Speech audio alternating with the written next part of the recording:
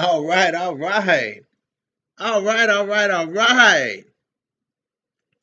Welcome back to No Filter MMA. What's up, guys? This is your boy BJ back from No Filter MMA, and I am here with another live stream, putting in work, guys. Shout out to women in combat sports. Shout out to women in combat sports. She specifically asked me. Hold on, guys.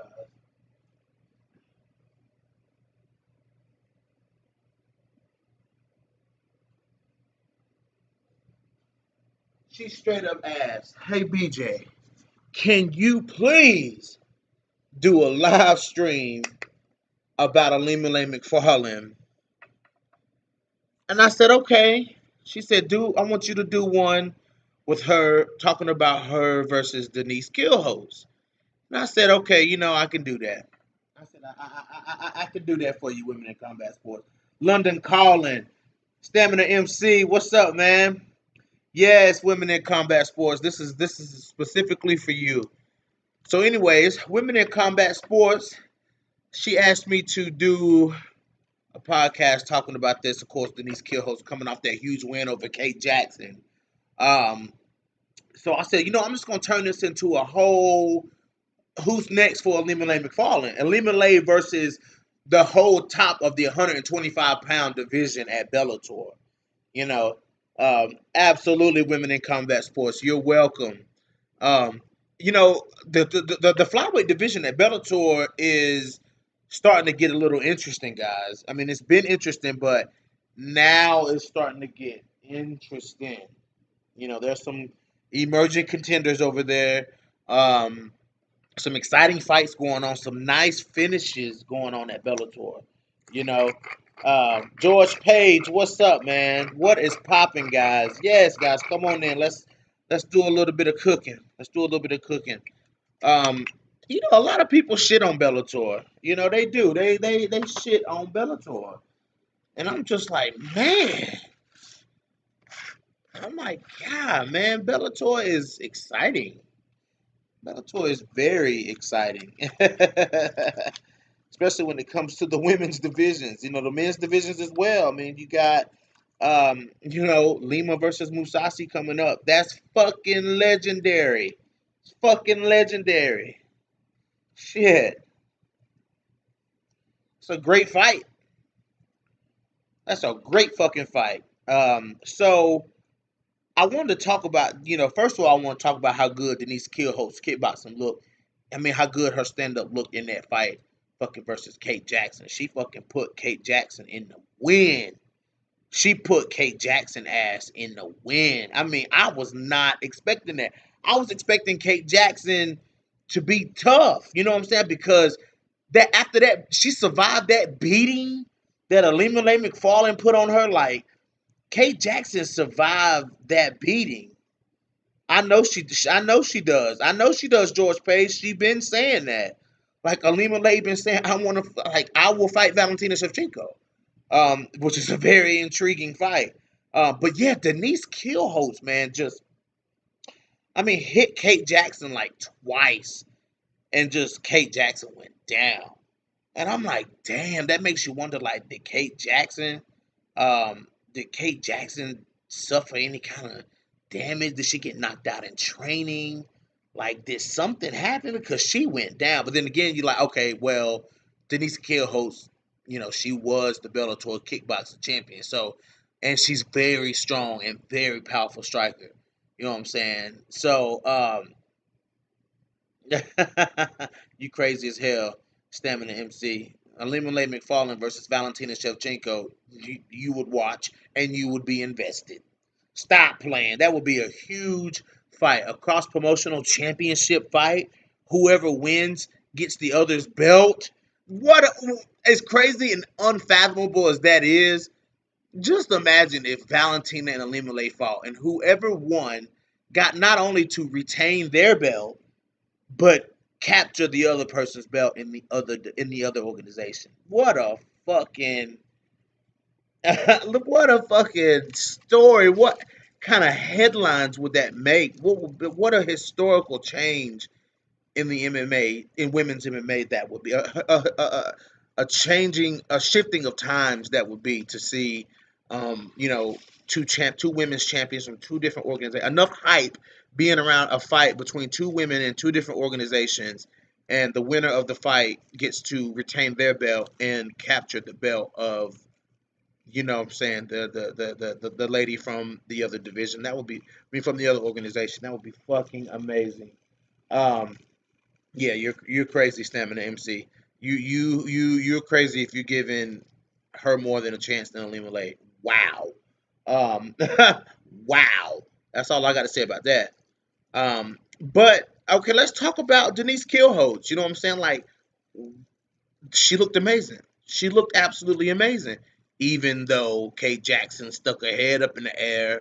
You know what I'm saying? And she put her chin up there just to get fucking. You know what I'm saying?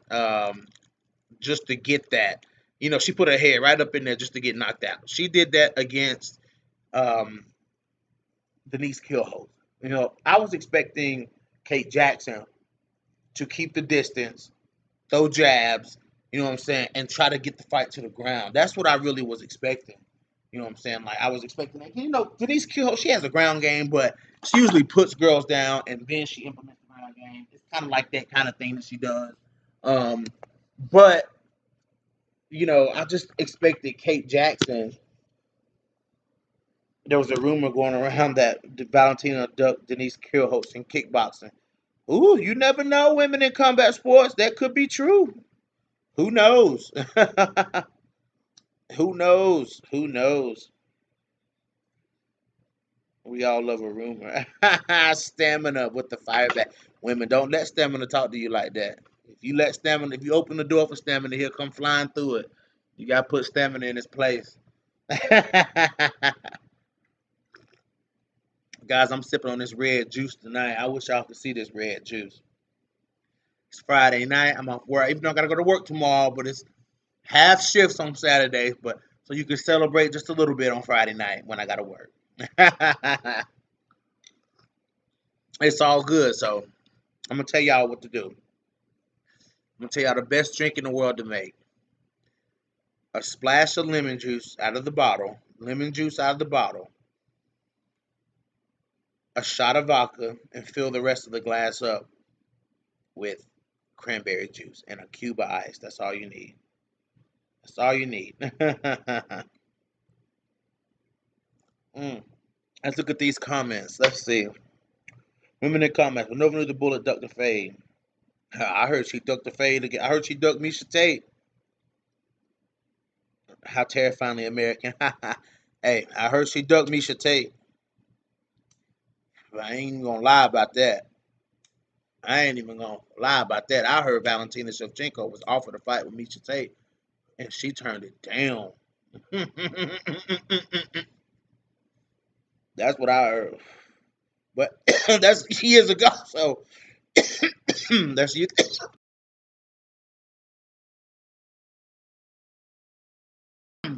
That's years ago. So that's neither here. That's neither here nor there. So you know, can't really be like, oh, let's go prove that that Valentina ducked the fade with Misha Tate. That was years ago. So so it's like so anyway, Misha was a dangerous grapple. Absolutely, she was.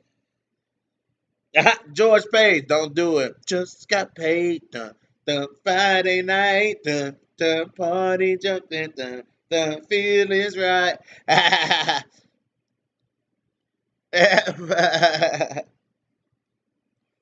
Loves Kimberly. Hey, boo. What's up, Kimberly? Um.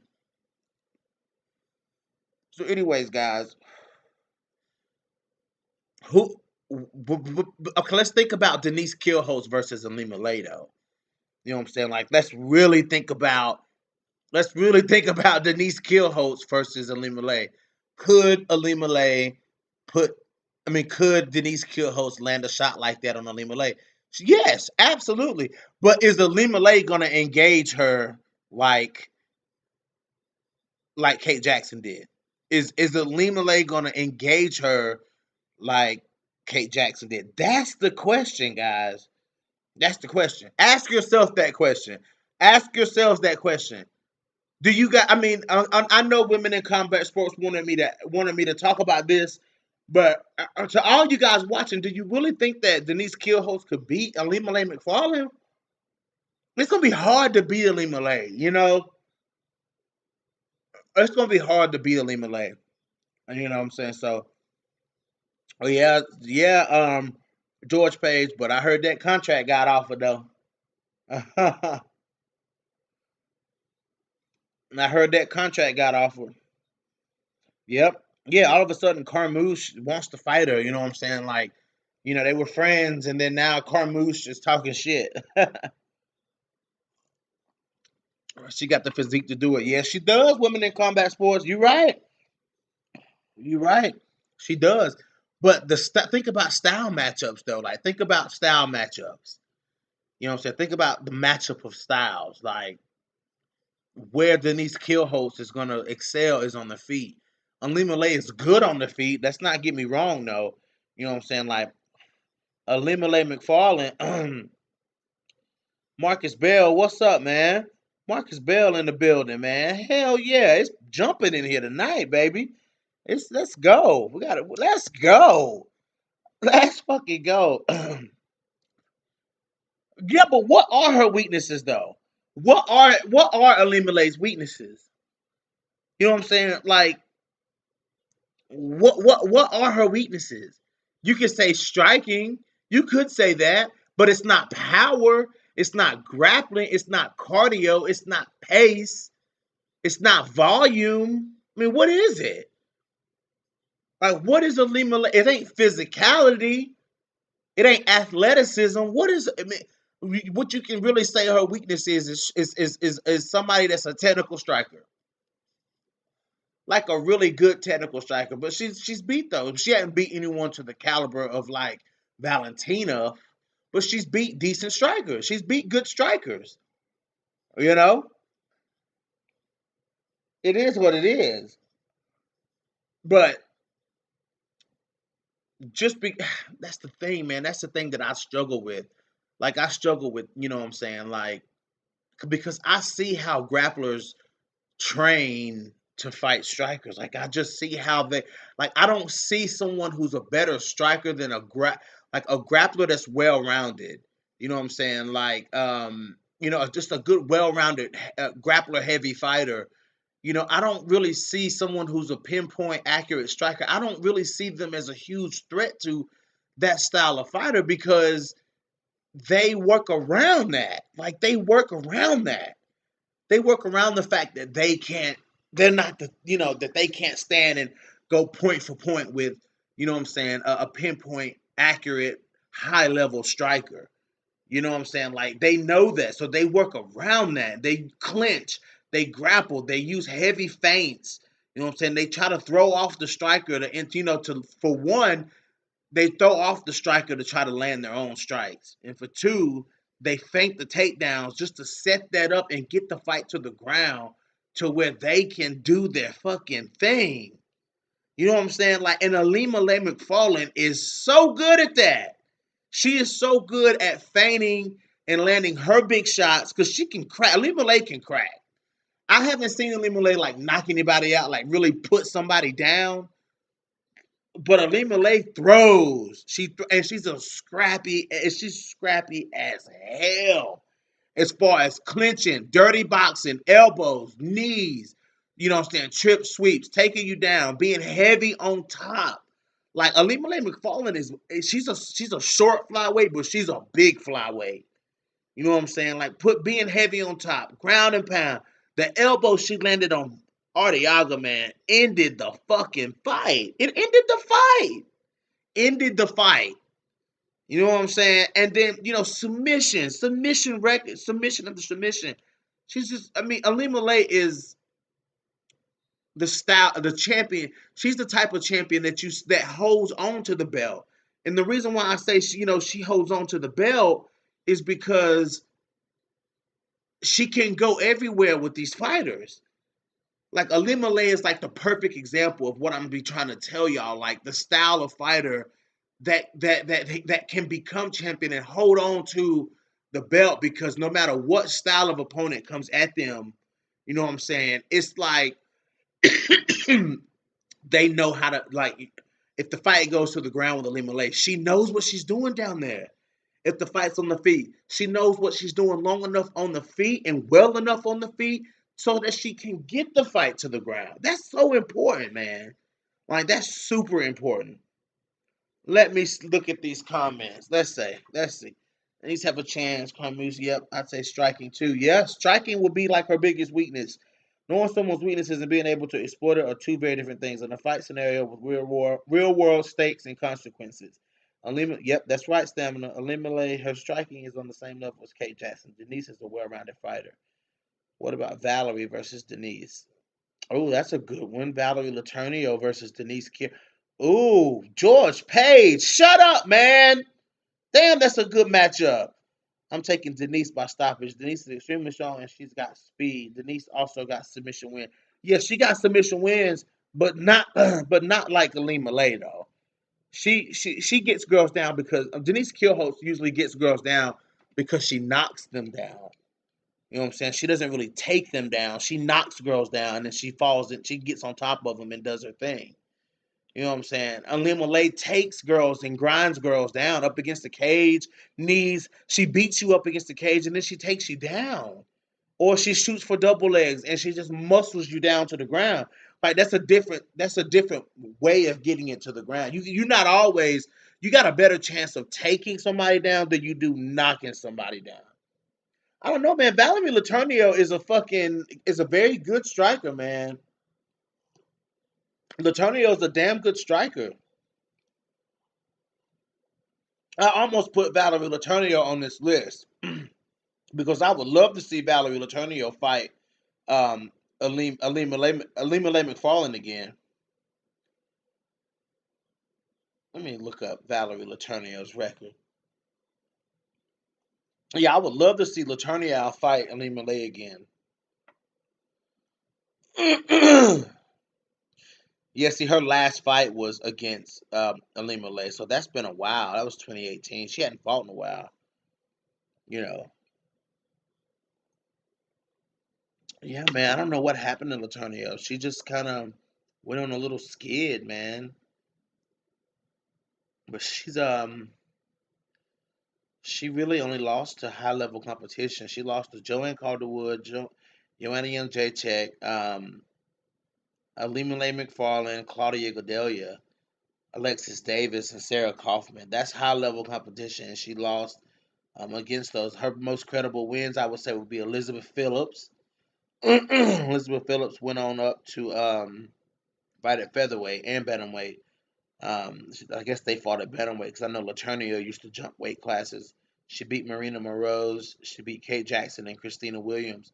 So, I mean, she's got credible wins on her record, but the high level girls like ILIMA-LEI, Joanne, Joanna, you know what I'm saying, Alexis Davis and Sarah Kaufman, like, when she fought those girls, you know, she lost. She did. And she has a loss from the Ultimate Fighter to Roxanne Modafferi. So, you know, I mean, I think I want to see Letourneau kind of like go in and make a statement before I really see Letourneau fight for the belt again. But I would love to see her fight ILIMA-LEI again for sure.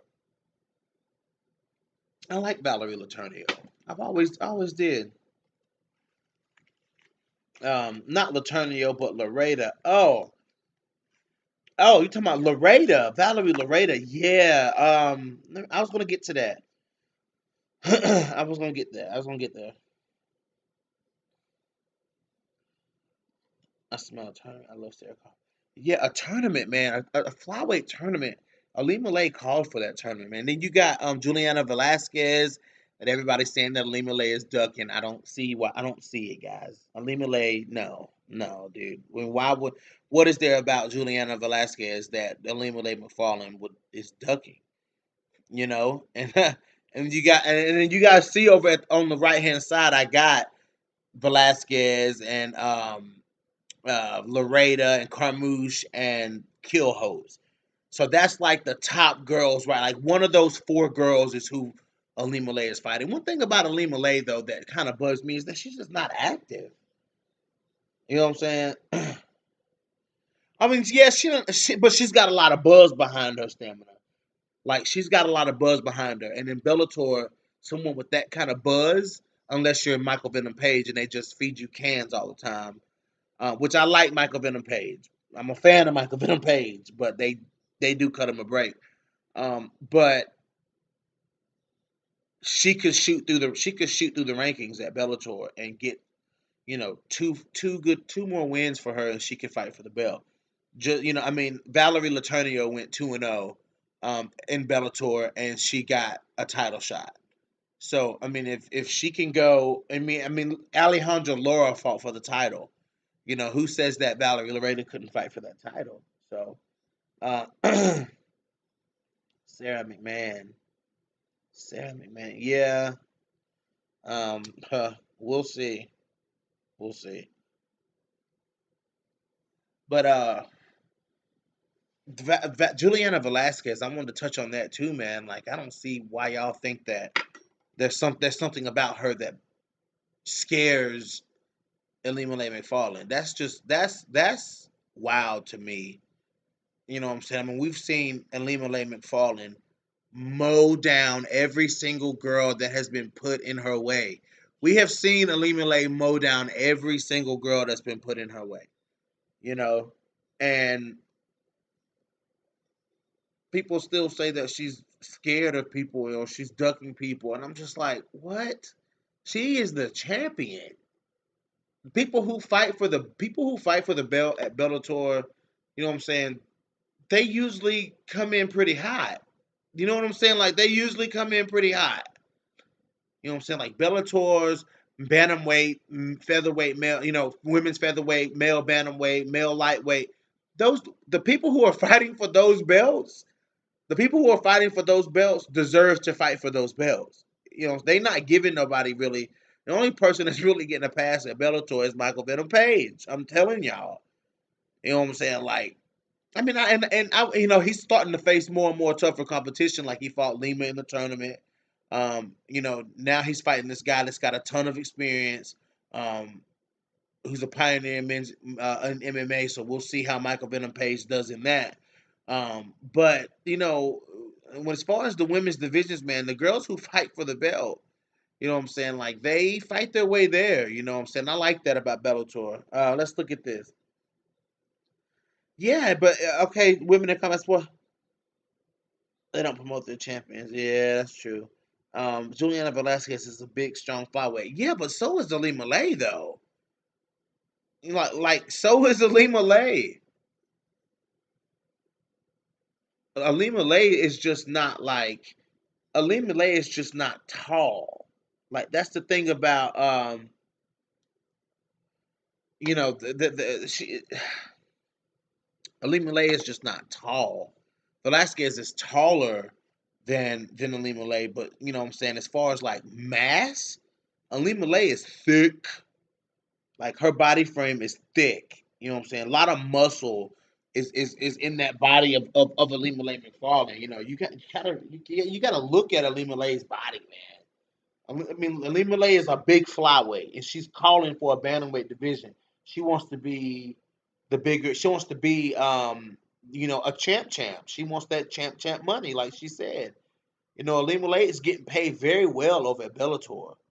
You know what I'm saying? Like, I guarantee you, she got more in the bank than Valentina Shevchenko. I guarantee you, fight to fight, since she's had the best, I bet she's made more money um, than Valentina Shevchenko has. Because Ilima-Lei is making champion money. So I guarantee you, Ilima-Lei McFarlane is eating better than Valentina Shevchenko, and I've made that statement before. You know, she eating better than all them flyweights over at the UFC. But even though it's not even about that, but Ilima-Lei is calling for that bantamweight division, man. I think that she probably be, against some bantamweights, she would be undersized.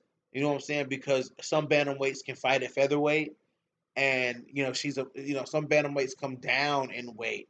Ilima-Lei would be coming down, but she's used to coming down to 125. She's a 125er. So she would be, coming up in weight, carrying a little bit more weight on her frame. I think she's actually perfect at 125 pounds. She's just the right size, but she could fit at bantamweight. I believe she could. I think if ILIMA-LEI fought at 135, she would probably walk into the octagon about 140, maybe 142. You know what I'm saying? Like, yeah, they built sturdy, bro. Oh yeah. And between fights, if you look at ILIMA-LEI when she be on the desk at Bellator, ILIMA-LEI is big. Like, she thick between fights. Like, ILIMA-LEI is broad between fights. And shit. She's a broad. Juliana deserves the first shot, or they'll put her against Denise in a contendership bout.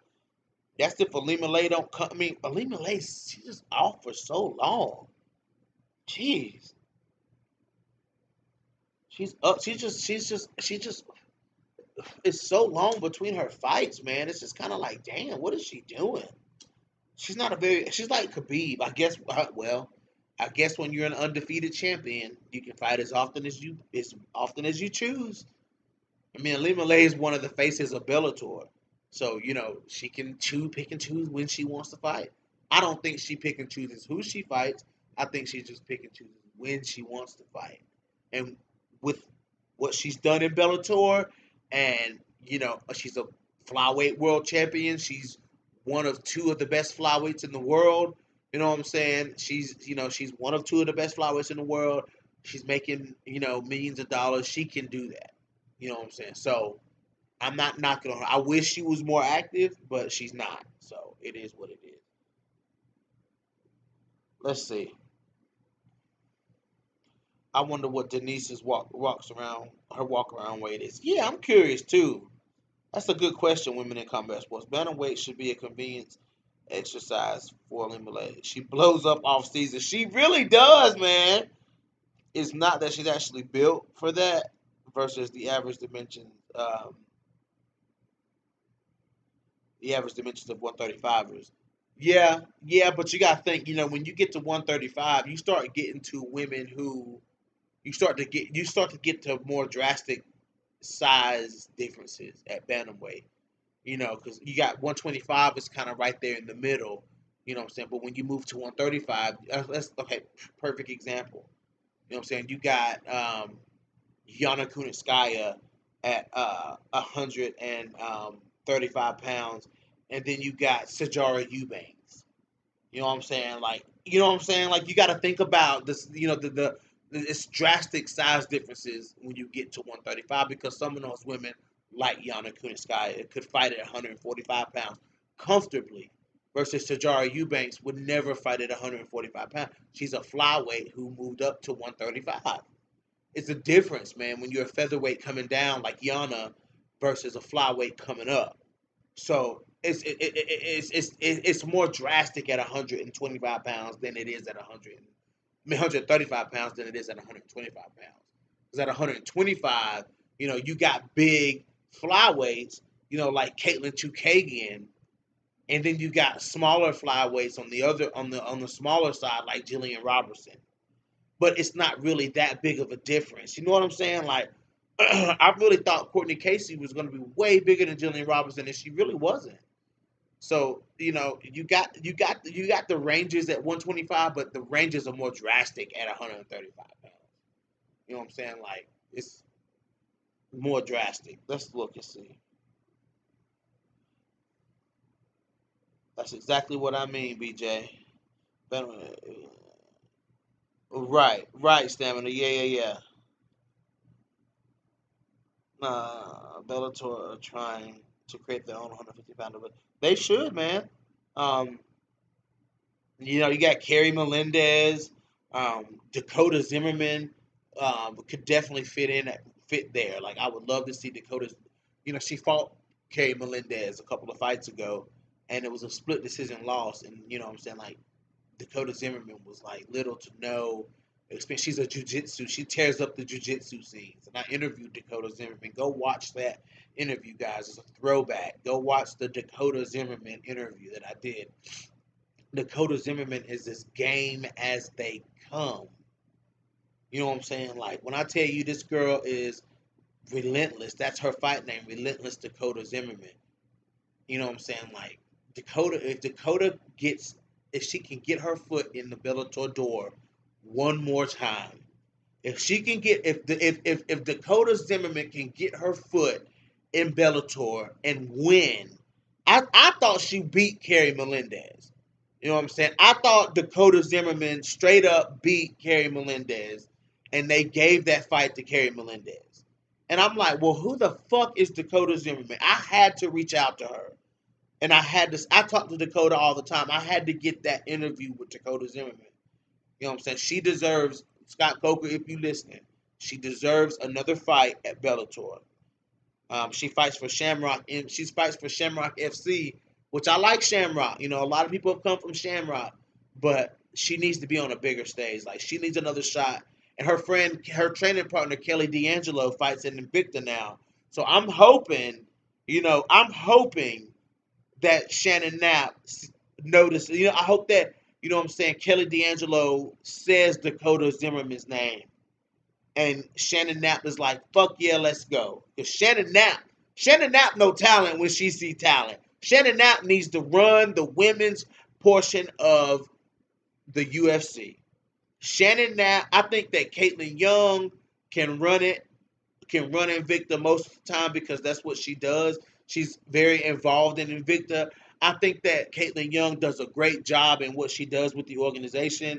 And I think that Shannon Knapp can dabble in women's MMA in the UFC.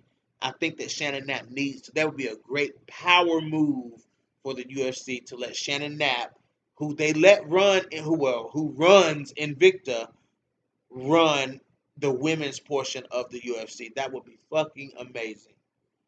Like that would be amazing. But I hope that Shannon Knapp gets Dakota Zimmerman through the door at Invicta because she needs to be there. You know what I'm saying? I mean, and I follow her on social media, and it's just like every single tournament, she's just got gold around her neck. Jiu-jitsu tournaments, gold around her neck, gold around her neck, gold around her neck, gold around her neck. And I'm like, fuck. You know what I'm saying? Like, jiu-jitsu fucking threat. Say hello to Dakota Zimmerman. So let's go, Dakota Zimmerman. I got to get Dakota back on here and see what's going on. See what's, popping with Dakota Zimmerman. Let's look at these comments. Scott Coker is not protecting his champ. ILIMA-LEI ain't ducking no phase with nobody.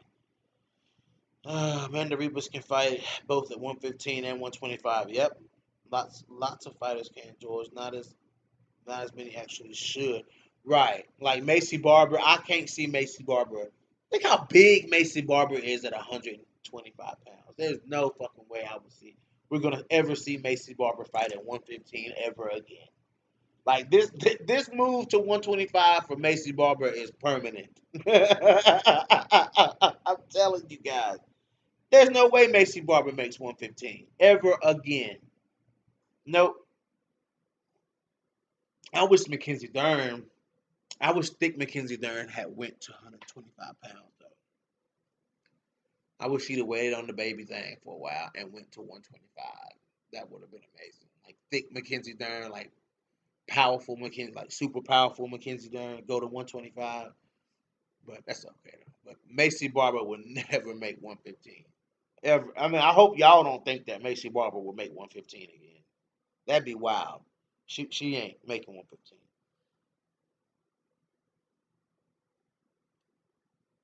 Yeah, Bellator would be a great idea, but if they do, then all you're gonna hear is Carrie Melendez, Carrie Melendez, Carrie Melendez, Carrie Melendez, Carrie Melendez, Carrie fucking Melendez. That's all you're gonna hear if they get serious and put a champion at 115 and start a 115-pound division.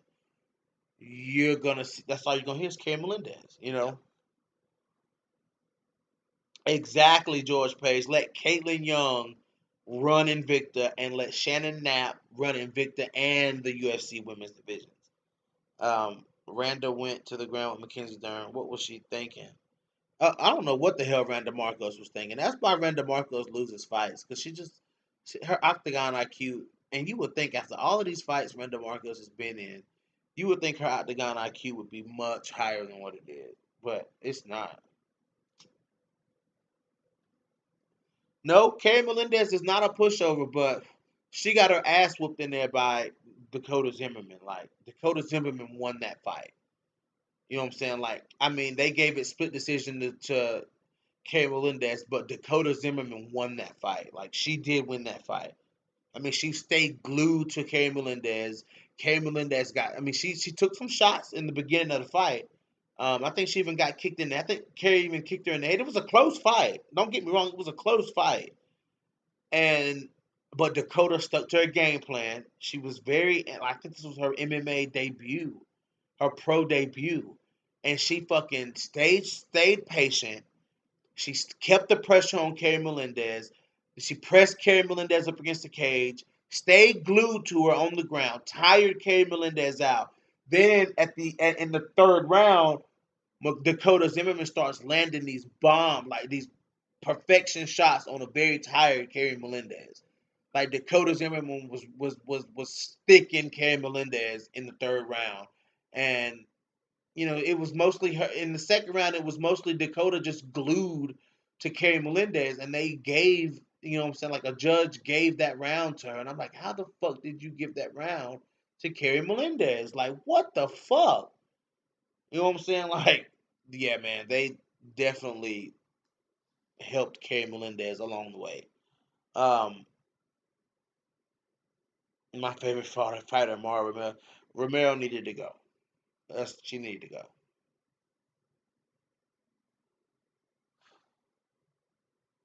What was her explanation, Stamina? Like, what was her explanation?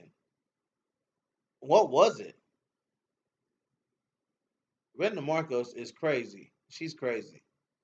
You know what I'm saying? Like, that's like Courtney Casey not working on her takedown defense going into a fight with Jillian Robinson. Like, what are you doing? Like, how did you expect this fight to go, Courtney Casey?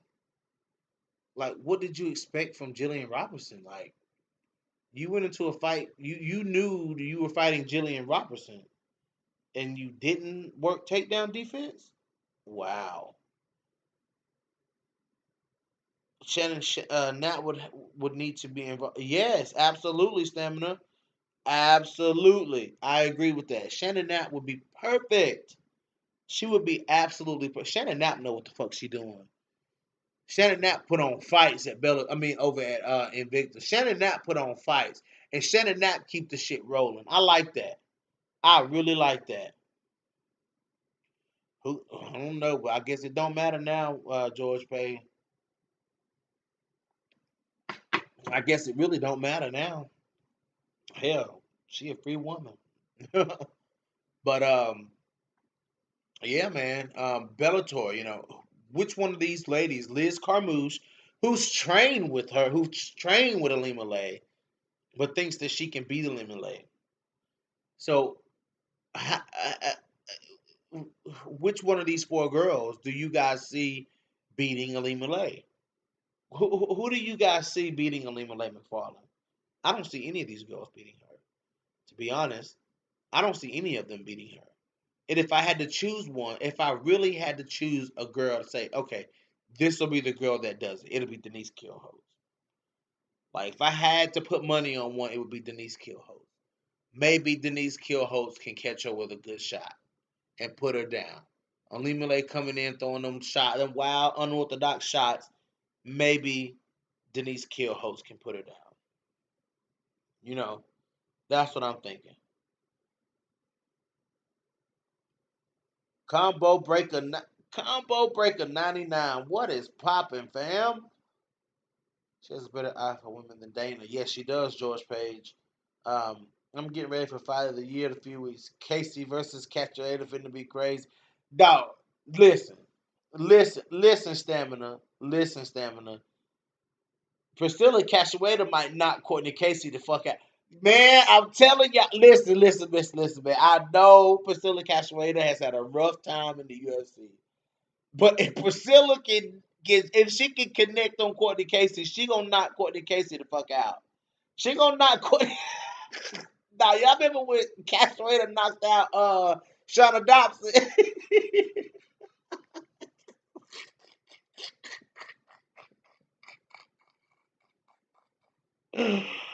Man, I ain't never laughed so hard in my life. I mean, I ain't trying to laugh at a fighter get knocked out, but when Priscilla landed that punch on Shauna, like Shauna Dobson's face was so funny. Like it was like she was like, "What the fuck?" Like Priscilla Castawader, dog. She put Shauna Dobson ass down.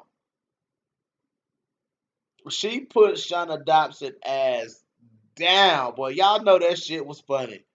Woo, boy, Shauna Dobson ain't never been hit like that before. She ain't never been hit like that before. She felt that. Cash Wader made her feel that shit.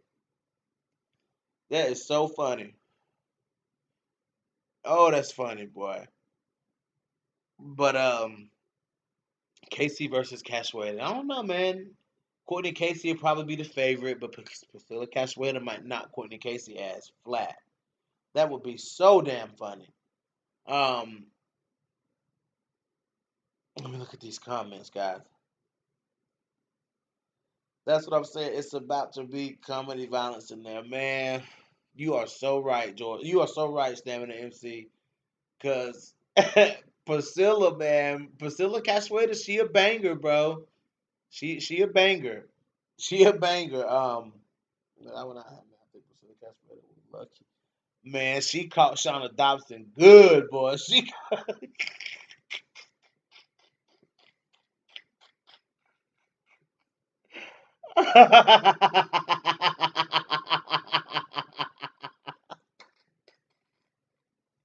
She caught Shauna Dobson good on the chin, boy.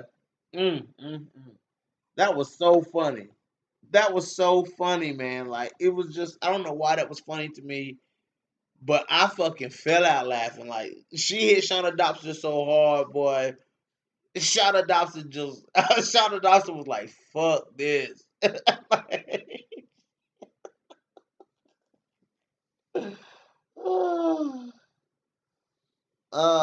Let's see. Um, Denise is hungry. Yes, she is, man. Let's see. I think Liz Carmouche and Denise can stop her. Wow, wow, wow. That's a nice little statement there, women in combat sport. I still think Jessica Andrade is out of her league against Caitlyn. Let's see, George Page. Yeah,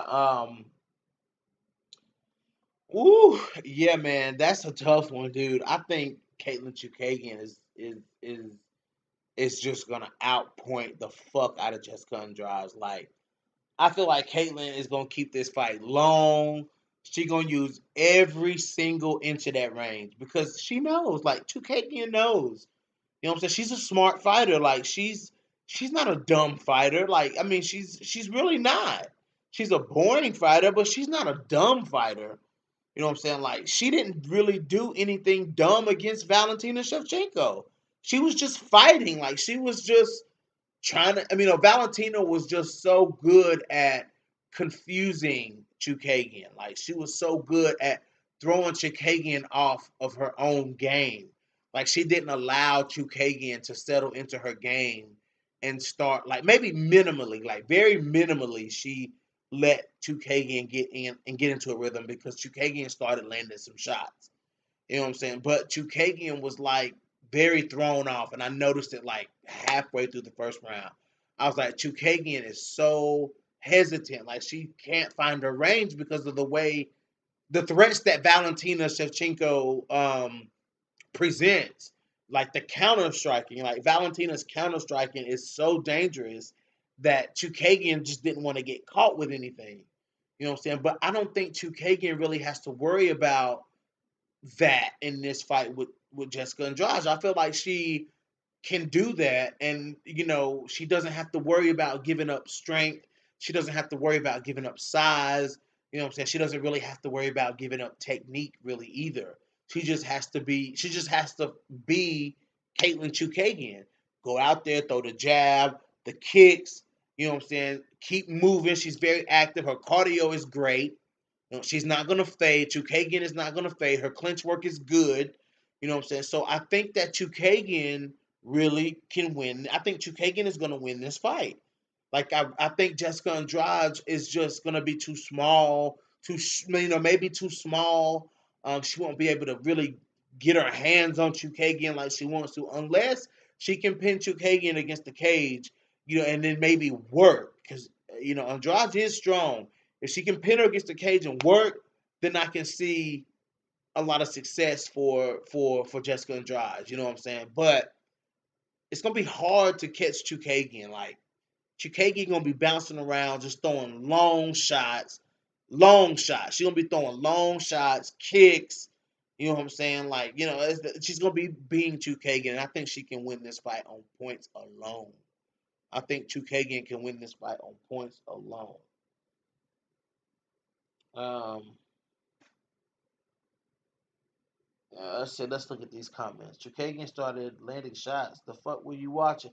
I didn't say they were like big shots, but she got a few jabs in there. She started landing a leg kick. She was throwing a leg kick and it was landing, but she wasn't like, I'm not saying it was like she was started beating up Valentina. She's landed a few shots versus in the first round, she didn't really land anything. You know what I'm saying? Like, she didn't really land anything before, and then she come out in the second round, she was able to land the leg kicks. She threw a couple of jabs that landed. It wasn't anything significant, but she landed a few shots in the fight. I think maybe a body shot or something. Let's see. Knock the hell out of Bonda Ward. Valentina was kicking 2K. Yes, she was. Caitlin better not underestimate Andrade for sure, Marcus Bell. Chukagian never undershot with how yes she did. It's K-Chuk's fight to lose this time, but way more interesting if she does lose. Yeah, I know. I know. If she does lose, then um, it makes it interesting at the top of 125 pounds. So, but we still got Maya versus Shevchenko. When is Maya versus Shevchenko, by the way? I need to know when that fight. When is Maya? Somebody drop that date in the comments. Maya versus Shevchenko. Um, Guys, y'all gonna have to hold on for me for 1 second. I gotta go refill my drink.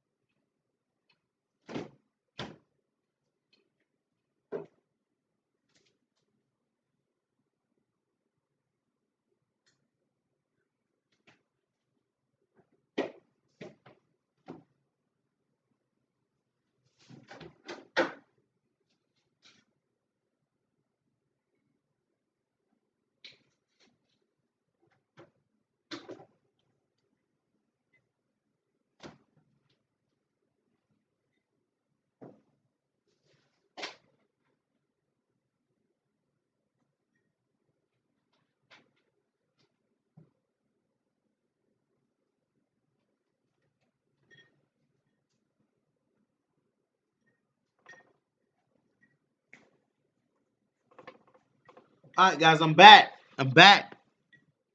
Did you miss me, man? I'm telling y'all, I need to make y'all stuff one of these drinks, man. November 21st. Okay, it's kind of a while away.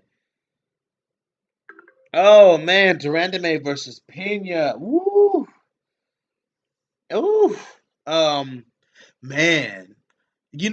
Ooh, I talked about that the other night. Did you? You must have missed my live stream the other night. I talked about that. I'm going Pena in this fight, man. I'm going Pena. I think Pena can win this fight. I think she'll go straight for the tape. I don't think she'll play on the feet.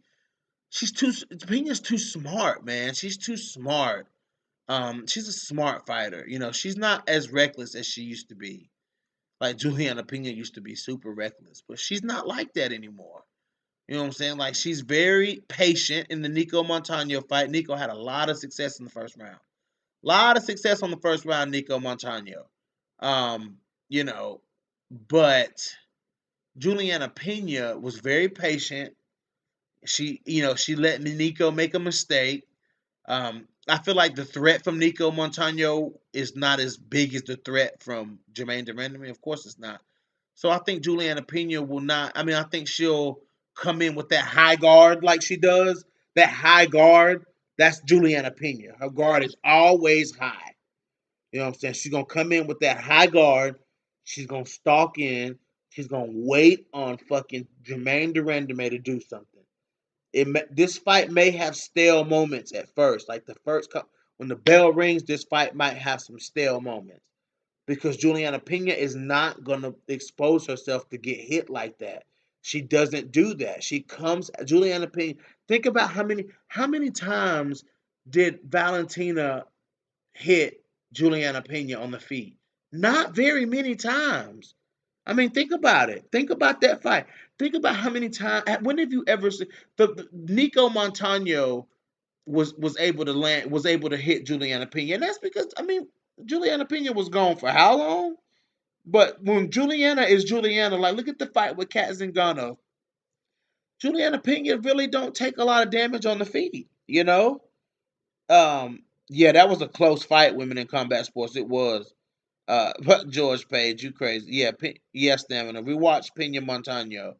Jermaine still had decent takedown defense. Yeah, but against Juliana Pena though, who's someone who's really good at taking you down. Um, Come, bro. I like Pena, but I think GDR is going to win. Okay. Yeah, man. Pena don't get really hit a lot. You know what I'm saying? Her guard is high. Valentina Shevchenko did not hit her a lot. I think Valentina landed like a leg kick. I mean, a body kick coming out in the second round. You know what I'm saying? That was really it. She didn't hit. She didn't piece up Juliana Pena. No, and then she landed those elbows on the ground. That was really it. You know what I'm saying? But GDR much bigger than Valentina. Much longer than Valentina, much more powerful than Valentina. I think that Jermaine Durandame has that puncher's chance in this fight. But I think Juliana Pena will be relentless on the takedowns. She'll be relentless on the clinch work. She'll be trying to put Jermaine Durandame on her back. Very physically strong, Juliana Pena. So you guys, she can muscle this fight to the ground. And I realized how strong Juliana Pena was, not in the fight with Valentina, but in the fight with Kat Zingano. Because we all know how strong Kat Zingano is. Kat Zingano, very physically strong. Very physically strong. You know what I'm saying? Juliana Pena went muscle for muscle. Kat Zingano, in a way, kind of outmuscled Misha Tate in that fight that they had. You know what I'm saying? Like, she really did. But what am I saying? Oh, uh, Juliana Pena shows that she's just as strong as these bantamweights. You know what I'm saying? She's just as strong as these big bantamweights. Juliana Pena's a flyweight. So, she proved that she's just as strong. So I think that if Juliana Pena can get her hands on Jermaine Durandame, you know what I'm saying? She can get her hands on Durandame. That makes this fight a complete. My famous saying: if she can get her hands on Durandame, the pendulum swings in the way of Juliana Pena. The pendulum swings hugely in the way of Juliana Pena. If she's able to wrap up Jermaine and put her down. You know what I'm saying? And Juliana gonna start throwing ground and pound and trying to find a submission. She's gonna try to finish this fight on the ground because I just don't see Juliana really wanting to really engage on the feet very much with Jermaine Durandame. Because we all seen Jermaine put Aspen Ladd down like it was nothing. Like it was nothing. We all seen that.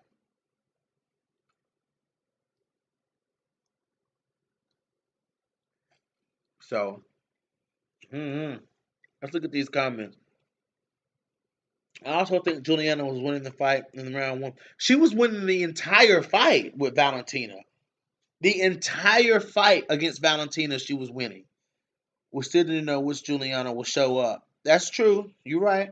GDR is much bigger, but not really powerful. Juliana looked better than GDR did at weigh-ins. GDR is pretty powerful. Juliana put on some muscle and she looked stronger than GDR. Yeah, very fast. Juliana is very fast at what she does. You're right, women in combat sports, she is. Um, what was the comment I was really going to respond to? Oh, yes. Juliana Pena was definitely beating Valentina Shevchenko in that fight. Like, she was beating Valentina Shevchenko across the cards. You know what I'm saying? Like, she just was. She was. You know what I'm saying? She was hurting Valentina with those knees. And people could say, "Oh, Valentina was hurt." Don't listen. Juliana Pena landed like 30 something clean knees to the stomach of Valentina Shevchenko. She was hurting Valentina with those knees. I don't care what nobody say. She was hurting Valentina Shevchenko and the ground. She was hurting Valentina with the ground and pound. Valentina had to finish that fight because if that fight would have went to a decision, she would have lost. She was getting ragdolled. She was getting ragdolled by Juliana Pena. I mean, I'm sorry, guys. I'm sorry. You guys can say what you want to say. You know what I'm saying? You guys can dispute that all you want to, but Valentina Shevchenko was getting ragdolled by Juliana Pena. That's why I said if Juliana Pena goes down to 125, she would be the clearly the biggest threat to Valentina Shevchenko. She would be the biggest threat to Valentina Shevchenko if she moved down to 125. I'm just saying, yo. I'm just saying, guys. I'm just fucking saying. I mean, Valentina got that armbar, but she was getting beat in that fight. I'm not. How am I? Stop wilding, guys. Stop playing Marcus Bell and Stamina MC. So y'all saying Valentina was winning that fight? So you gonna sit up here and say Valentina was winning that fight? Valentina was beating Juliana Pena. The only success that Valentina had was them trips, and that was because Juliana Pena knew she was gonna do that. Juliana Pena knew she was gonna do that. That's why she kept throwing the damn knee. She did that shit on purpose. She kept throwing the knee so that Valentina would trip her and the fight would go to the ground. Valentina was playing into her game. And those takedowns are not even the takedown that won the fight. When Juliana Pena slammed Valentina Shevchenko on the mat, that's when Valentina locked up the armbar. It wasn't when Juliana was landing the knee. I just watched this fight like 2 days ago. It wasn't when Juliana was landing the knees and Valentina tripped her. It was when Juliana slammed Valentina to the mat is when Valentina was able to scramble and get the armbar. It is what it is. When every time Valentina tripped her and the fight went to the ground, Juliana Pena dominated the fight. Now, come on, guys. And that was after landing 15 elbows every time they were in the clinch. It was constant elbows, y'all. Let's not be crazy here, y'all. Let's be realistic here. Jesus. I think the speed will help Juliana in this fight. I agree Valentina looked bad in the fight with Juliana. Thank you. Juliana was beating her in the clinch and on the ground. I would love to see her. I gotta rewatch Shevchenko versus Pena. Yes, combo breaker. Juliana Pena. I just watched that fight like 2 days ago. Juliana Pena was ragdolling Valentina. That's why I say, man, that's the style. That's the style. That was the blueprint right there. But Juliana Pena got reckless and boom, she got submitted. You know what I'm saying? She got a little reckless and got. I remember Val was fighting big girls. Not when it comes to Juliana Pena, George Page. Not when it comes to Juliana Pena. Juliana Pena is a flyweight. I'm watching the fight again now. I can't hear this crazy talk. My day was going okay till now. Well, you need to watch it, Stamina. Juliana Pena beat the hell out of Valentina in that fight.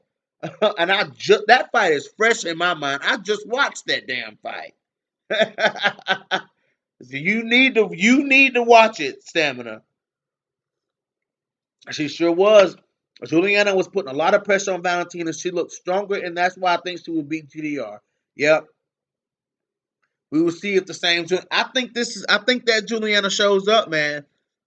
I think that Juliana shows up, and Juliana showed everybody how to beat Valentina, and yet nobody has tried to fight that fight. Nobody has tried to fight that fight. That's what I'm trying to say. Like Juliana Pena showed you, this is what you have to do to somebody like Valentina. This is what you do to neutralize that.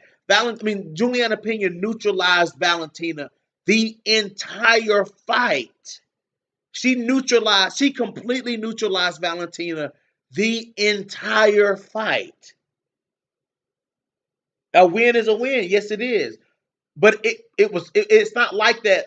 when I say Juliana Pena got reckless, that I'm just saying that to say it. It's clear and evident. You can watch the fight and see that Juliana Pena got a little overzealous with the ground and pound, and Valentina wrapped it, snatched up the arm. It's clear, like it's clear. It's not like a question. It is what it is. I don't know. You can listen to what you want to listen to, bro. But I mean, I'm talking about Juliana Pena versus GDR, and someone brought up the Valentina fight. And I believe that Valentina was losing that fight until the armbar happened. But as far as Juliana versus GDR, if that Juliana Pena shows up, if that Juliana Pena that fought Valentina Shevchenko, if she shows up, that's a tough fight for Jermaine Durandame, man. You know, being because Juliana put her on her back, and if Juliana puts her on her back, we know that Jermaine Durandame can't fight off of her back. You know what I'm saying? So it's an interesting matchup. It's definitely a striker versus grappler fight. It's definitely a striker versus grappler matchup. And I think when you go into those matchups, when you go into those striker versus grappler matchups, um, I think it's more beneficial to the grappler because the grapplers can change the course of the fight. You know, I think grapplers can change. They have the skill set to change the course of the fight, and I think that's super important. Yep, Jermaine definitely gonna have her hands full tomorrow. Let's look at these. Master Allen, yes, Roger Allen, welcome, welcome. If anything else, that fight is 3 months off being 4 years ago. You're right. If you think anyone could do that to Valentina Shevchenko now, the pity bitch that tries, she ain't that chick no more. Um, I mean, you might be right, man, but I'm just saying, Juliana Pena had that success against Valentina Shevchenko the entire fight. Like, you know what I'm saying? Like, she shut Valentina down the entire fight until she got armbarred. I mean, that's what happened in the fight. I mean, the fight happened. Go watch the fight. Um, Jermaine has a decent takedown defense, but you can actually is when you actually get her down. Yeah, yeah, yeah. Jermaine has decent takedown defenses when you actually get her down. Yeah, that's true. You have to actually get her down. You have to actually get her down. Right. And I think Juliana Pena, that's why I said when Juliana fought Kat Zingano, we really saw how strong Juliana Pena was. Because if you can go muscle to muscle with Kat Zingano, you know what I'm saying? I mean, and she beat Kat. You know, she beat Kat. Delusional. What's the is anything I said delusional? Was Juliana Pena not winning that fight? Was Juliana Pena not? If that fight had stopped right before that armbar, if that fight had stopped, if Valentina versus Juliana Pena had stopped right before that armbar, who would have won that fight? Juliana Pena.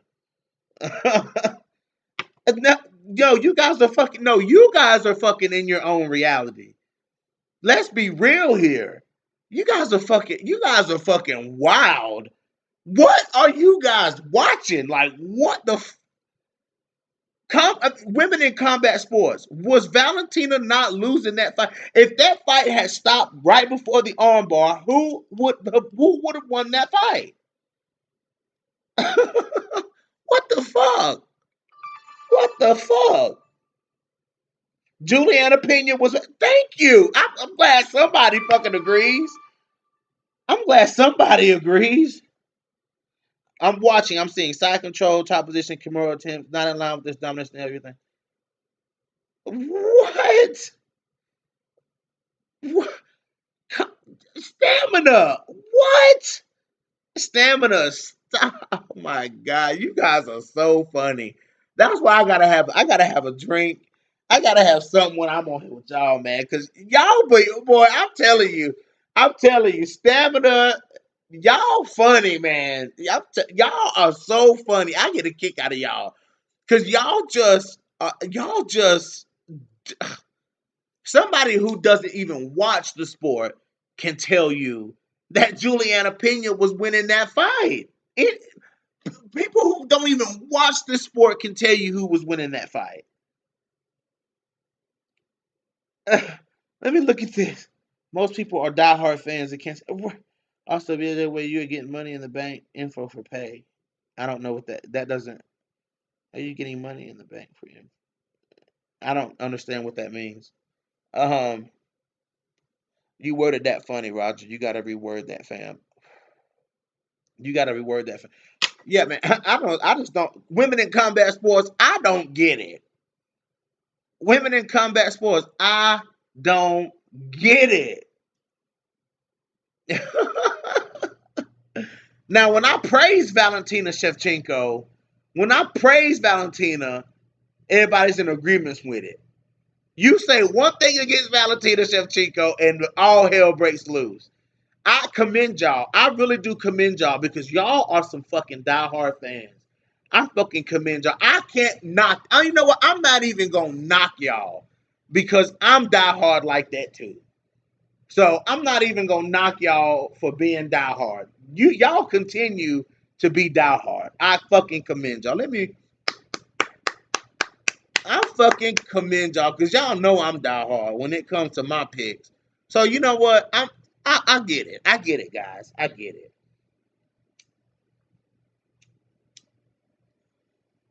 Listen, Roger. Listen, Roger. Listen. If it's one thing about Bellator pay their stars and they pay their champs. And I guarantee, I'm telling you, if ILIMA-LEI McFarlane ain't making more, she making just the same. You can call it what you want to call it. But ILIMA-LEI McFarlane is paid, and I don't think anybody gonna argue with that. ILIMA-LEI McFarlane is paid. Bellator champions are paid. So you can call it what you want to call it. But Bellator champions are paid. LOL all night long with you, buddy. But one thing you can't say is that Bellator champions ain't paid. They paid. They got bags. Why you think they ain't leaving Bellator? Why you think Corey Anderson went to Bellator? Shit, he chasing that bag. Why you think what's his name? Who was it that just who just left? Was it Corey Sandhagen? Was it Corey Sandhagen who was on a 2-fight winning streak in the UFC? I think I just read that today. Signed a multi-fight deal with Bellator because Scott Coker throwing bags. Scott Coker throwing bags at people. So I mean, it is what it is. I don't think anybody's disputing that. Okay, I mean, Roger, if that's what you think, Roger, if you think that Rory McDonald, who came off of a UFC championship fight, left the UFC to go to Bellator, and it wasn't because of a bag, then you crazy. Then you're crazy, Roger Allen. If you think that people like Rory and shit that left the UFC and Corey Anderson, who they lose one fight and they leave the UFC, you don't think it's because Scott Coker throwing a bag at him? Scott Coker throwing bags at people. I mean, I don't even know why that's even a topic of discussion. Like, why is that even a debate? Like, I don't have to be anybody's manager to know that. Everybody knows that. Anyways, Gegard Mousasi, Ryan Bader, them motherfuckers are paid. Pitbull, them motherfuckers are paid. Let me see. Not Sandhagen. He's still fighting around. It might not have been Sandhagen. I have to go look and see who it was. But a fight. It wasn't Corey Sandhagen. It was the guy, the Welsh guy. God, what is his name? I gotta go look it up. Look up the Welsh fighter who left the UFC and signed a multi-fight deal with Bellator. Look it up, guys. He wasn't cut. He wasn't nothing. He left. He left. Corey Anderson wasn't cut. He left. Let's look at these comments. Um, Musasi was top middleweight in the UFC and left to Bellator. Exactly. They ain't, man, please. They making their money. And ILIMA-LEI making her money. Everybody, all the champions making their money. But now I'm not saying Valentina ain't making her money. I know she's making her money. But you can't say ILIMA-LEI not making her money. ILIMA-LEI making her money. For sure. For sure. She making her money. No, Barboza, Edson Barboza didn't leave. No, he's still there. He's got a fight. He just booked the fight. Barboza just booked the fight. Enjoy, Roger. Have a good night, man. God bless. God bless, buddy. Have a good night. Um, yeah, guys, but it is what it is. It is what it is. A third of what? Roger, come on, man. Roger, you ain't fooling nobody with that, dog. Like, I get it, Roger. Like, I get it. You gonna be on Team Bullet. Like, I know, Roger. I know. I get the loyalty, bro. I'm loyal like that too to fighters. I may not be loyal on the level you loyal on a whole nother level, bro. You know what I'm saying? Like, I'm gonna be loyal. I'm loyal from a fan's perspective. You know what I'm saying? So, I mean, I get it. I get it. I get that you're gonna put Valentina first, but to say that she makes 3 times what ILIMA-LEI make, that's kind of a stretch. That's kind of a stretch, Roger. That's a stretch, bro. I think everybody agrees. Yeah, Marquand and Mirkani, and I just talked about that fight. The other night, Stamina, and I forgot the dude's name. I forgot who Edson was fighting already. Fucking Mirkani and Mirkani. That's right. Marquand. I always say his name fucked up. But remember Nico. What if I'm not arguing that Nico makes the same amount of money as Valentina? I'm arguing that ILIMA-LEI does because I know she does.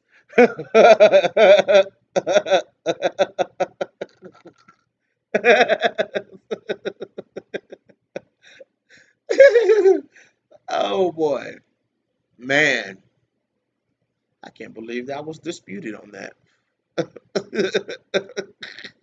Wow, I can understand we were talking about Jillian Robertson versus Valentina here. I mean, we were talking about how much Alima makes versus Valentina. I mean, funny to me. um, but yeah, guys, yeah. What y'all think? Who y'all think win these fights? Y'all think Jermaine? I mean, do y'all think Aldana or Holly? I think it's much better for the division if Holly wins. I mean, if Irene wins, because who do you get next? Who do you get next? Irene versus Amanda Nunes. That's exciting. That's an exciting fight. Or who do you get next? If Pena wins, who do you get? Pena versus Amanda. Who do you think will go first, guys? Pena versus Amanda or Irene versus Amanda? Who do you guys think? I'm glad George Page. I'm glad you're a fan of Valentina, man. As soon as De La Rosa is mentioned, no. Remember you argued once before that you knew that I knew. Not that I knew what Nico made. I never argued Nico Montano's pay. Not ever once have I argued her pay. I only argued that Nico would have been a decent fight against Valentina Shevchenko. That's what I argued. I didn't argue her pay. I never argued her pay. But I'll argue ILIMA-LEI's pay. Oh, stamina. Valentina to the George Page, Valentina to this day. Hey man, hey, bro, I commend y'all. I know that y'all are diehard Valentina fans who always come to my channel knowing that I'm not a diehard Valentina fan. Like y'all know that. Y'all know that. Yeah, you're right. You guys are right. If the UFC should have done GDR versus Holly and P versus Adana for Jamal, it would have been better for the event. I think so too. Yeah, I think so too. I think so too. I really do. I really do. GDR versus Holly 2, yeah. But they trying to give either one of them a title shot. That's what it is. They really trying to set Holly up because they know GDR beat Holly before and they know she'll beat her again. So they trying to give Holly a shot You know what I'm saying? They trying to do what they can to get Holly back up in there for sure. Why y'all bring up De La Rosa, Marcus Bell? We ain't even mention Montana De La Rosa. You bring up De La Rosa. Like, why you bring up De La Rosa? We ain't talking about De La Rosa. When she makes this quick turnaround and books her next opponent, we'll be talking about De La Rosa. If we're gonna talk about anybody, we need to talk about Botello versus Robertson. That's what we need to. If we're gonna talk about either one of them, it needs to be Botello versus Robertson. She's got a fight booked. Okay, okay, that's what we need to talk about.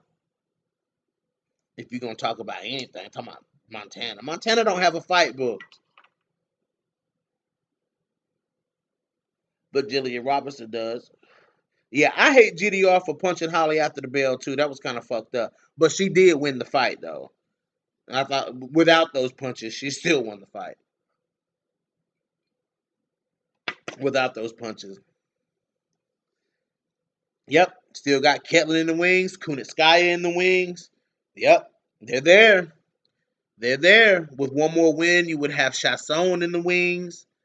I think one good win for Chasson because she lost her last fight, if I'm not mistaken. Maybe I'm wrong. Somebody look up Chasson's record for me. I think Chasson won her last fight or lost her last fight. Anyways, a good a good win by Chasson should put her in the wings as well. Um, for sure. I could see them doing that with Sarah McMahon having her fight Chasson. That'd be a good fight. It's one thing giving Aldana some shine to put her straight with Nunes will be another Pennington situation. I don't think so. I'm not saying that Aldana's going to beat her, but I think Aldana's striking is good enough for it not to be a Pena. I mean, not to be a Pennington situation. I think her striking is good enough. Would be another Pennington situation. Nobody would care if Irene beats Holly. It's a better look, more of a story. Yeah, it is. You're right, but I don't think. Yeah. Oh, now I see what you're saying, Stamina. Okay, it's good for Irene to fight Holly. Okay, yeah, it's good for Irene to fight Holly and get a win instead of her beating Ketlin Vieira and going straight into a fight with Amanda Nunes. Facts, I get that, and plus that gives Juliana Pena time to get a win under her belt too. And I think the matchup with GDR is perfect for Juliana Pena. A win over GDR it would be huge for would be huge for Juliana Pena, man. I'm not taking skill. I'm taking fan interest. Facts. I feel you, Stamina. I feel you.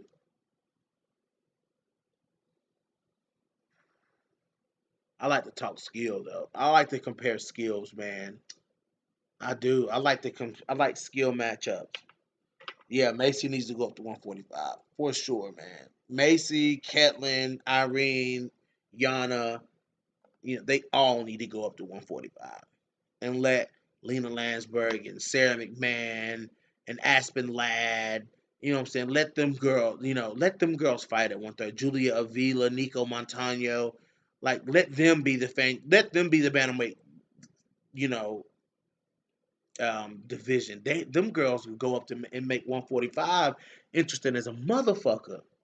You know what I'm saying? I mean, fucking Megan Anderson, Macy versus Macy Chasson. Leah Letson coming back anytime.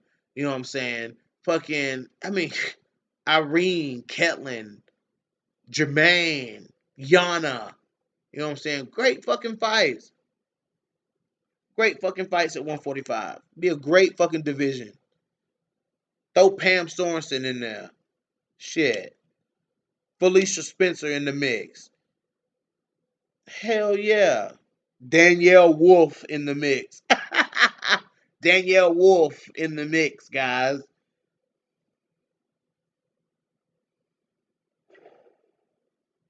Nah, but shit. Macy the only one that needs to go up. All the others are fine where they are. Yeah, you're right. You're right. Yeah, Macy needs to go up. Um, Lena Landsberg put that work in on Macy, boy. Lena Landsberg put that work in. She did. That was her biggest win because that fight was Macy Chasson's fight to lose. It was. It was Macy Chasson's fight to lose. Lena Landsberg was supposed to lose that fight. And Lena Landsberg went out there and put in work. Yep, she does. She looks flat at 135. Yep, she sure does. Lena Landsberg beat me. Don't be hating on Lena Landsberg. Lena Landsberg is tough, man.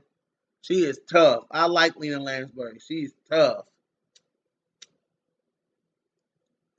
You ain't gonna find too many fighters with that kind of grit like Lena Landsberg. Like Lena Landsberg, she fight through adversity and she fucking keep coming. She keep fighting. Like I love that about Lena Landsberg. She keeps going. Like you gotta stop Lena Landsberg. You know what I'm saying? Like you have to finish Lena Landsberg or she gonna keep fucking coming.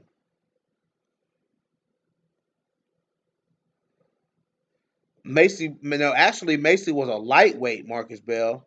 Macy Chasson was a fucking lightweight. She fought Felicia Spencer at lightweight, if I'm not mistaken. Yes. Her and Felicia Spencer fought in amateurs at lightweight.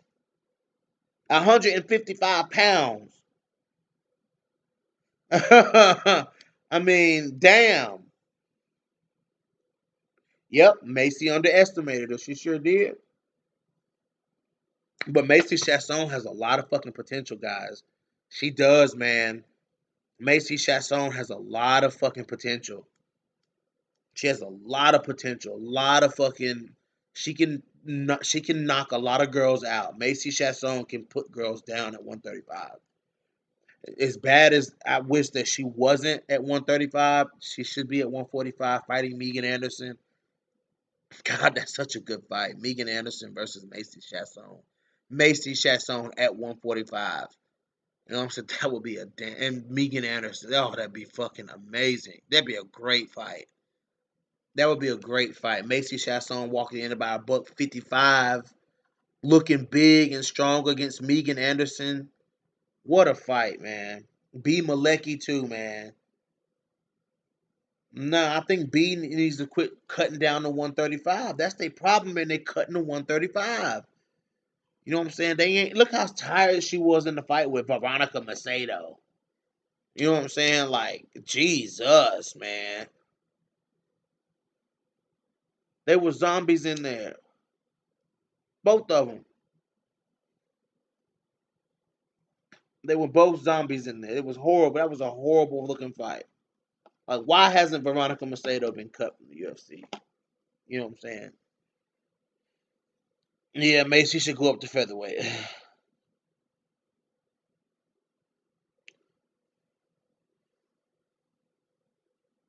Yeah, yeah. Um, George Page. Yeah, man. Yeah, I could see Leah Lesson taking that fight too, because Leah Lesson is working her way back to being able to fight, and she says she's coming. Leah Lesson is coming, guys, and she's fighting at 145 pounds.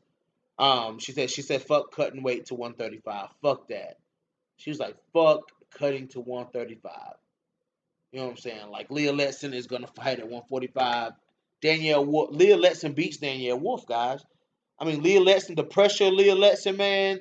You know, in the kicks and the punches, Leah Letson, man. She the clinch work from Leah. She beats Danielle Wolf. Macedo with her flyweight self would have beat Malecki if she didn't gas so damn hard. Poor team. I know. I don't know what Veronica Macedo doing, man. I don't know what Veronica Macedo doing, but yeah, Leah Letson, man. I hope she takes that fight. She takes that fight. She takes that fight with Danielle Wolf and beats up Danielle Wolf. You know what I'm saying? Like then you, because I I think um, Felicia Spencer said something about Leah Letson. Said she wanted to fight Leah Letson one time, but Leah Letson was out. You know what I'm saying? I think I sent the link to Leah Letson. I was like, Macy, I mean, Felicia Spencer said your name, and she was like, "What's the time? You know, the timestamp." And I gave her the timestamp that one night, and she was like, "Wow." It was an interview, and Felicia was like, "I want to fight them all." I want. She was like, "Macy should move up. I want to fight Leah." Like she said it. I was like, "Whoa, okay, Felicia." like Felicia Spencer. But the taekwondo similarities between Leah Letson and Felicia Spencer would make an intriguing matchup. How they both mixed, they both are like black belts in taekwondo. You know what I'm saying? So, how they mix that together. Both of them stylistic wise. Leah Letson more powerful striker than Felicia Spencer. Felicia Spencer more dominant grappler than Leah Letson. You know what I'm saying? It'd be a good fight.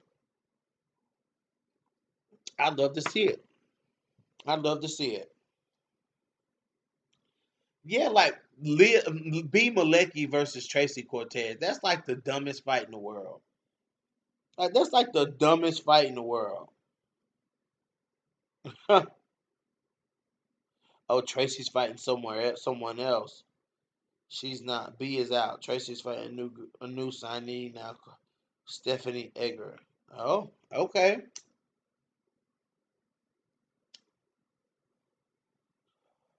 Stephanie Egger. Whoever that is, I have to do my research. Most definitely have to do my research, guys. I don't know. I have no clue who that is. Um, yeah. So that's all I got to say, guys. Damn, this post started out being about Alima-Leigh McFarlane. But yeah, guys, nobody is taking that belt from the Eliminator. So I just want to let y'all know. I just want to let y'all know. She was originally scheduled to fight B. Malecki, George Page. She was originally scheduled to fight her, but I guess the opponents changed. He said B is out. B. Malecki is out. I wonder what's going on with B.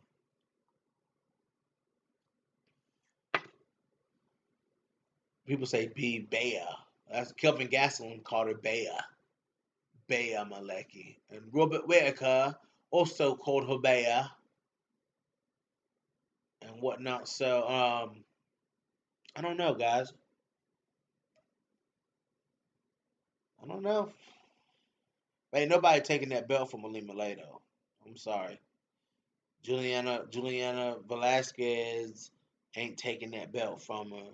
Denise Killholz ain't taking that belt from her. You know what I'm saying? Liz Carmouche ain't taking that belt from her. Alejandra Lara couldn't take the belt from her. You know what I'm saying? So, I mean, I'm sorry.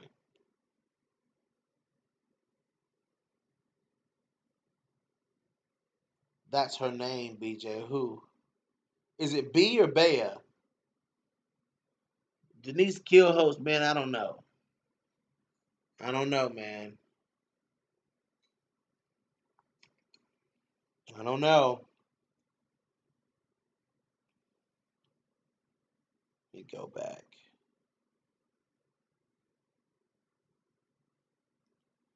Let me look up something, y'all.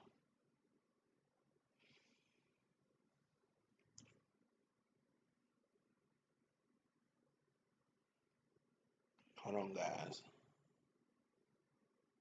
Oh, all right, I'm done. Yeah, guys, and Valerie Loretta ain't taking the belt from Malay Malay, so I'm sorry. I don't see Valerie Loretta doing it either. Sorry, I got a text message. That's why I was damn looking crazy. She does train like a beast, but so does Alima Malay. Too many injuries. Who has too many? Oh, Bea. Bea Malecki, I think, is out with an injury. Oh, damn. That sucks for her. I mean, that was a dumb fight, anyways. I mean, Tracy Cortez is like a damn flyweight.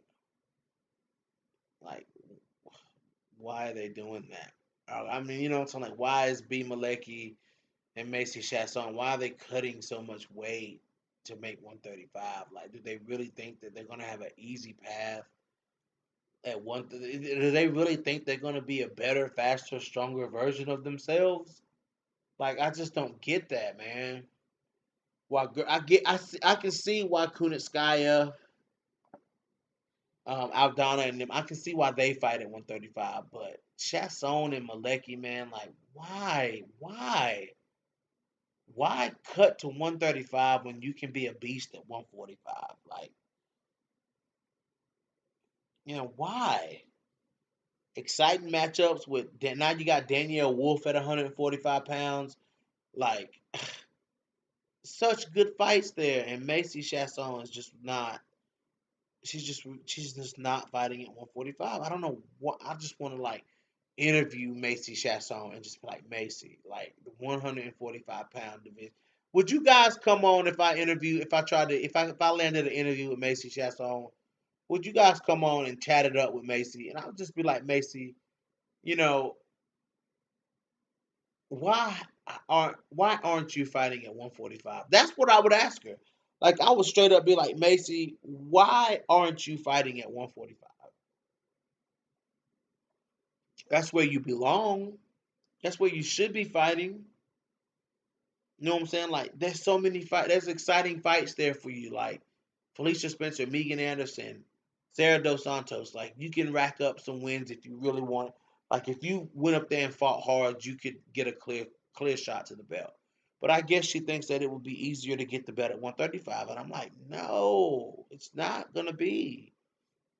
You've already lost to Lena Landsberg. Like, no, I don't know. I don't know, guys. What do you mean? Yana is another fighter that you might as well prepare yourself to go to bed. What? What does that even mean, Marcus Bell? Have you a pillow on standby for Yana? Why?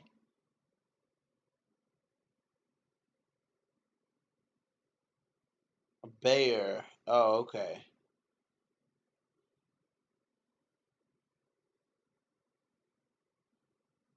There are many reasons.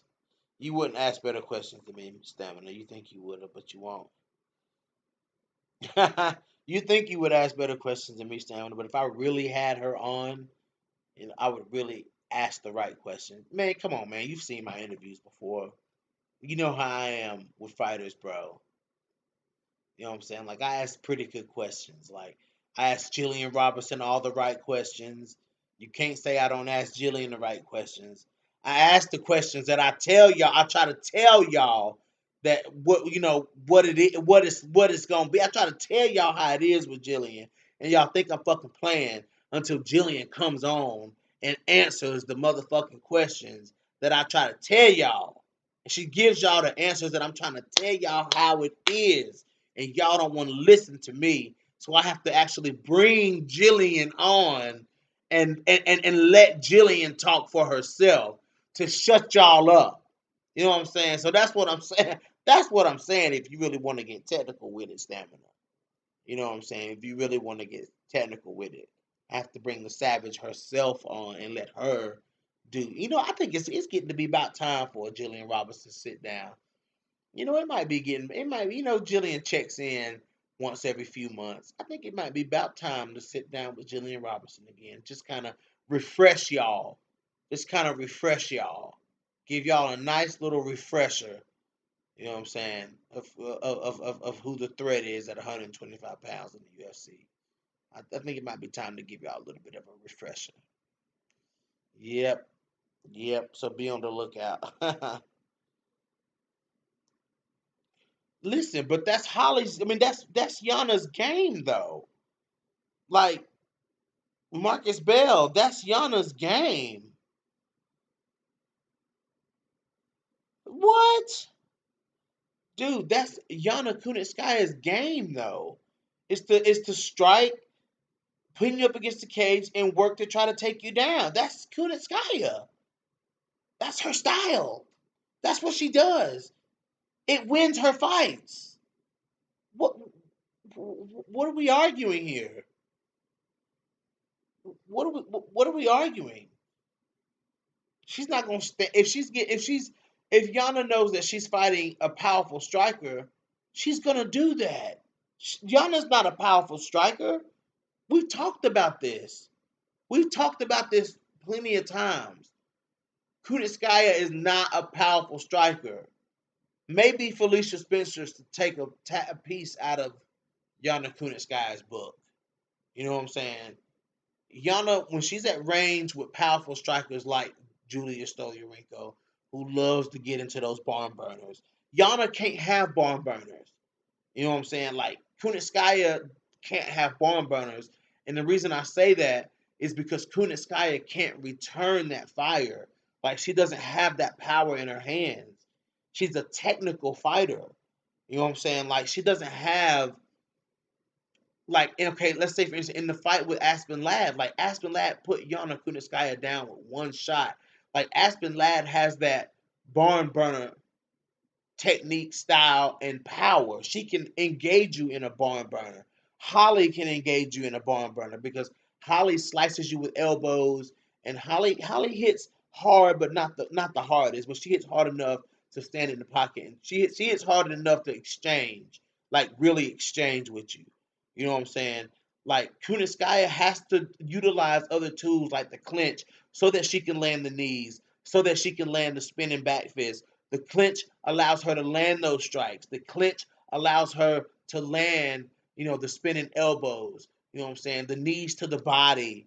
You know what I'm saying? That's what that helps Yana Kunitskaya set those bigger strikes up because standing at range, the most significant thing you're gonna get from Yana Kunitskaya is a body kick or a head kick, or you're not gonna get a powerful punch that stuns somebody. You're not gonna get that out of Kunitskaya.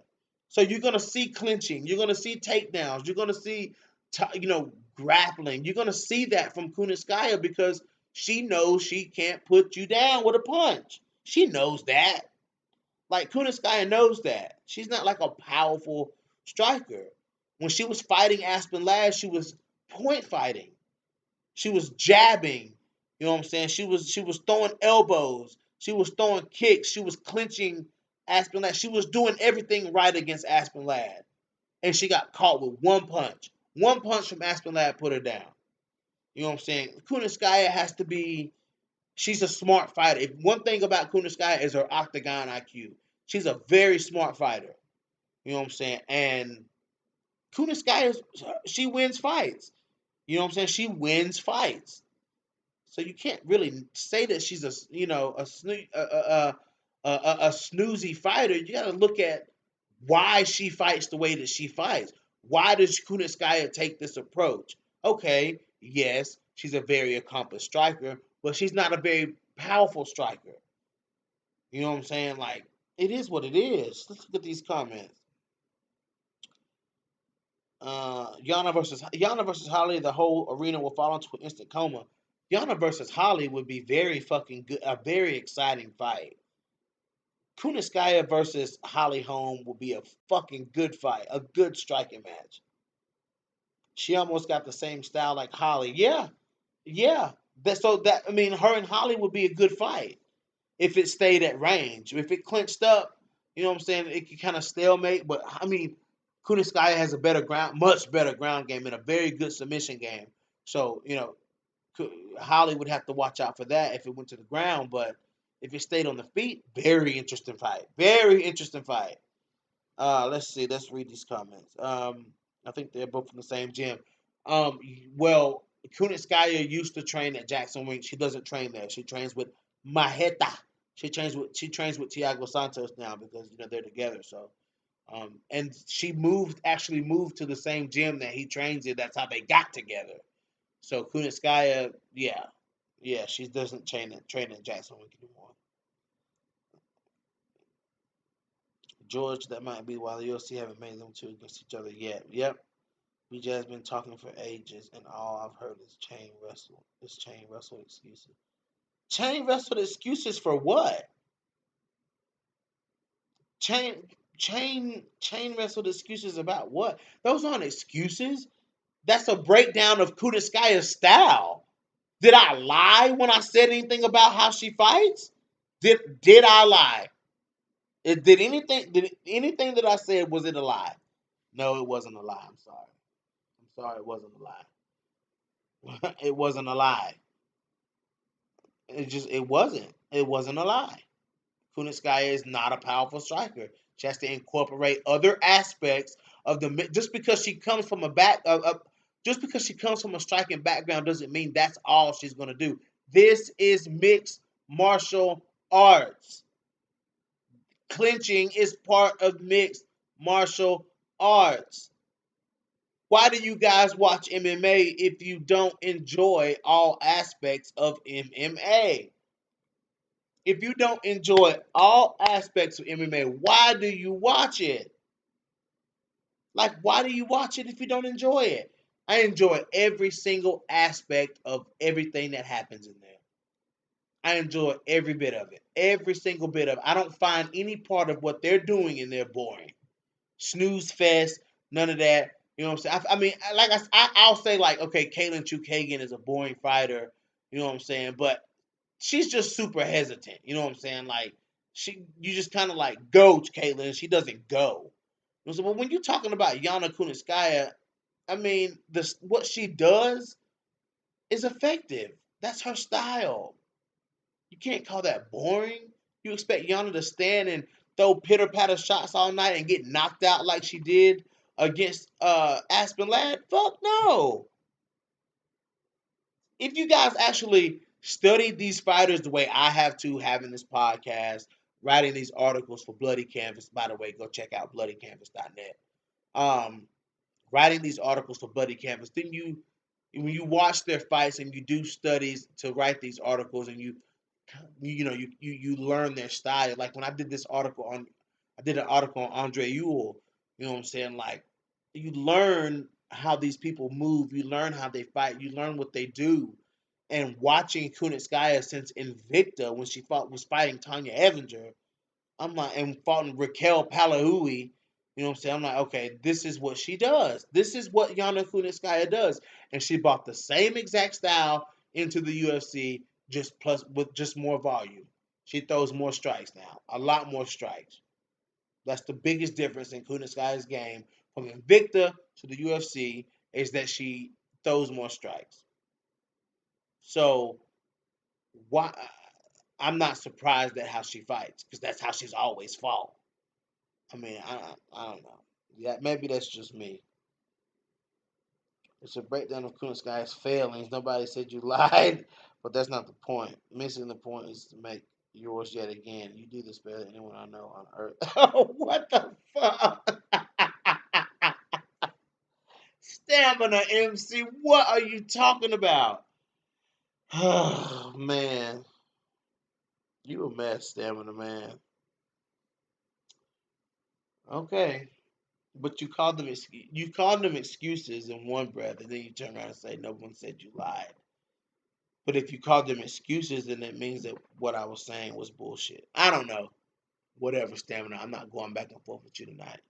Anyways, guys, I am getting off of this stream. Stamina MC then pull my whole card for the night. Um, yeah, guys, nobody's beating Lima. Put your little hopes down for the little hot chicks in Bellator. It ain't happening. So just let you know now, Juliana Velasquez ain't beating her. You know what I'm saying? Like Valerie Loretta ain't beating her. So, Denise Killholtz ain't beating her. So chill out. Y'all thought Alejandra Lara was gonna beat her. Y'all thought that fucking Emily Ducote was gonna beat her. Y'all thought that Veda Arteaga was gonna beat her. Y'all thought Kate Jackson was gonna beat her. No, she's not being beat. Anyways, guys, this is your boy BJ back from No Filter MMA. Um, Drop those comments in the comment section. Hit that like button for your boy. I've been on here forever, like 2 hours. Let's see. Let me see. Let me see how long I've been on here. Let's see. They don't tell me how long I've been on here, but I'm gonna go to the. Yeah, it's been forever. Um, Almost 2 hours, hour and 45 minutes, guys. Oh, time will tell. Yep. Maybe Juliana ain't beating her, but we need to see it. Nothing else makes sense. Yeah, you right. Well, we'll see. We'll see if that's her next fight. Let's hope that's Alima's next fight. All right, guys. I'm getting out of here. I'm going to enjoy the rest of my Friday night. Y'all have a good one. Stay easy and stay tuned to No Filter MMA. A lot of big stuff coming, guys. I'm about to post all the pictures that I've gotten from the t-shirts and the fighter kits that I sent out. I'm I'm about to put them all up on here for an episode so you guys can see what all you guys contributed to for sure. So absolutely, guys. Those will be going up when I finish getting them all. It's guys, fighters. It's hard to cooperate with fighters. You hit them, hey man, hey, can you just take a picture, snap a picture with the gear on that I sent you? They're like, oh yeah, I'll do it. And then here we are, 2 weeks later, 3 weeks later, 4 weeks later. Hey, can you get that picture? Oh yeah, yeah, yeah, I got you, I got you. So I'm waiting on 2 more pictures, guys. So let's hope we can get those pictures in the near future. Anyways, guys, women in combat sports. This was your episode. This episode goes out to women in combat sports. She asked me to do this episode. She asked me to talk about ILIMA-LEI versus Denise Killholtz. There you go. I talked about it. Um, but yeah, guys, I'm out of here. Yeah, I'm gonna go over to the coach's stream too, man. Y'all have a good one. Peace out. Oh, wait a minute, Marcus Bell. Now I seen that. I seen that, Marcus Bear. I see that, and to continue to blow smoke up Jillian Robinson's butt. Man, you a hater, Marcus Bear. Listen. You just mad because Jillian Robinson is doing well in the UFC when all of y'all told me, especially you, Marcus Bell, when all of y'all told me that she would not do well in the UFC. So y'all are just mad because what I've been telling y'all is coming to fruition. I can't stress it much more. And Roger Allen, shout out to Roger Allen. I appreciate you coming in, Roger Allen. You tried me, but you tried me, but it got hot in the kitchen, so you had to go. You had to go. You had to go. But yeah, man. Yeah, stop playing, Marcus Bell. Stop playing. Y'all just mad because Jillian Robinson ain't out here losing like y'all say she is, like y'all say she will or is or would have. Oh boy, I just love no filter MMA, don't y'all? Anyways, guys, I'm getting off of here. I'm not going back and forth with y'all, especially not Marcus Bell, especially not Marcus Bell. Okay, so y'all have a good night. Jump over to Coach's stream. I'm gonna go holler at them for a while, and I'm getting out of here. Peace out.